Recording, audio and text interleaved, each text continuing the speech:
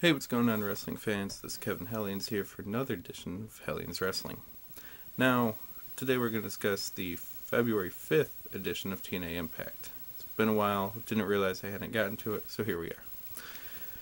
Now, in wrestling, we always talk about who's the strongest person. Mark Henry is billed as world's strongest man. If you've been following wrestling for decades like I have, you remember Dino Bravo being, one of the world's strongest men.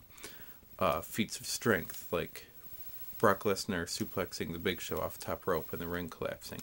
John Cena giving the Big Show once again the FU. Hulk Hogan slamming Andre the Giant. We always have these feats of strength. And I'll tell you who the strongest man in TNA is. It's Eric Young. I know you might be shocked, you might be stunned. But have you seen the stuff that he's able to pull off? Let's look at this. Now, to set the scene, Lethal Consequences was supposed to fight Motor City Machine Guns. Beer Money comes out, takes out Consequences Creed. Jay Lethal wrestles the match with no partner.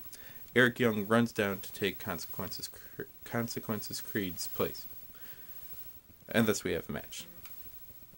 Now, the going back and forth match, good, great. Let's see the spot here. Now,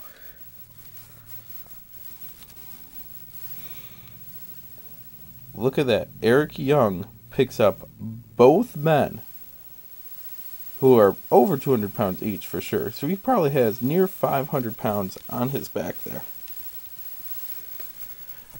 Eric Young, who doesn't look like he's that strong, who doesn't look like he's that built, who up until a couple months ago was a comedy act, just lifted two men onto his shoulder and flipped them both over with minimal effort.